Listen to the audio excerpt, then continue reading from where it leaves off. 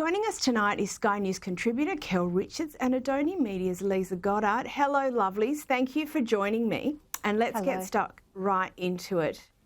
Now, the splash on the front of the Australian reads, Indigenous watchdog with teeth. An independent Aboriginal-led watchdog with broad remit and extensive powers is needed, regardless of the result in the voice referendum, to deal with government's failures to meaningfully reduce disparity between Indigenous and non-Indigenous Australians, the Productivity Commission warns. Kel, is this what we need? Well, I read this, and what it didn't explain to me was why the existing bodies aren't doing the job. What's gone wrong? I mean, and I'm not going off topic here, but I wondered about the NIAA. Now, that's the National Indigenous Australians Authority. It has an annual budget of $190 million. Its remit is to do exactly what is being described here. This is what it's meant to be doing, listening to Aboriginal communities, advising the government on what needs to be done, making the connections. And if the NIAA, with $190 million a year, is not doing it and is failing, we need to be told why. And we need to be told why some new body might do exactly the same thing but do it better. What is not explained, what is not at all clear, is what has gone wrong. It can't just be listening. The NIAA is doing the listening thing all the time. So it's from this Productivity Commission report, it's not clear on this reading why they say it's gone wrong and what they say will make it better. All they want is to set up another body. I mean, we do not need yet more bodies and yet more bureaucracy, surely.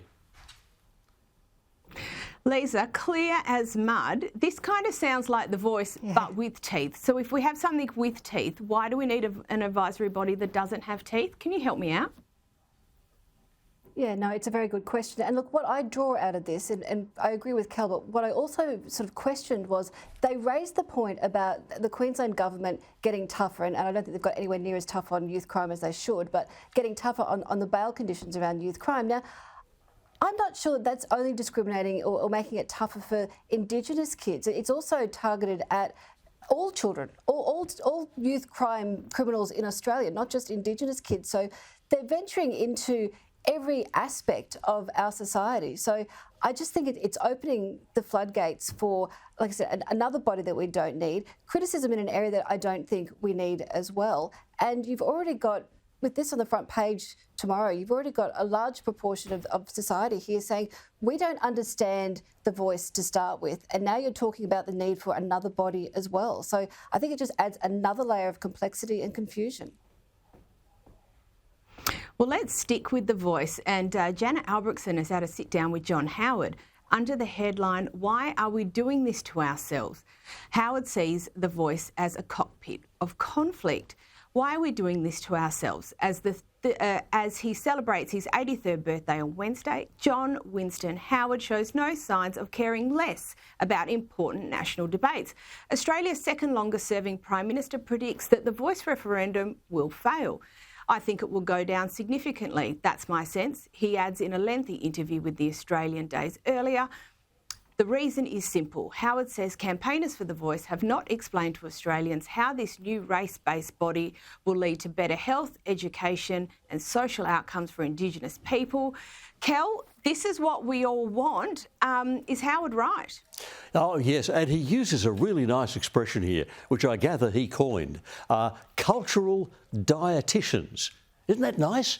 I'm going to write this up for my Wordsmith website. Cultural dietitians. He said, our problem is we've got too many cultural dietitians, self-appointed elites, lecturing to the rest of us, and Australians don't want to be lectured to.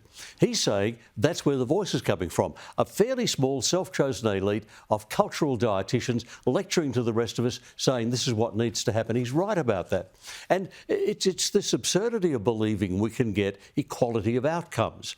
You don't ever, under any circumstances, with any structure, get equality of outcomes. You can have equality of opportunities, equality of input for everyone's life, but you don't get equality of outcomes. Go to the Olympics. There's no equality of outcome. Only one person runs first. All you can do is make sure it's fair and everyone gets a fair go. So the whole project of producing equality of outcomes is ridiculous, and this expression, cultural dietitians, they are the people imposing these kinds of ideas on us.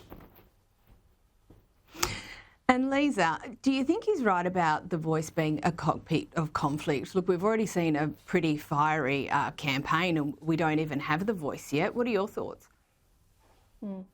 Yeah, and again, if you're going to talk about terms that is coined, it's a pretty unique description of what we're seeing. In the past 48 hours alone have been pretty vile and disgusting. And you hear reports from Warren Mundine struggling. It's just awful that it's come down to personal attacks on people.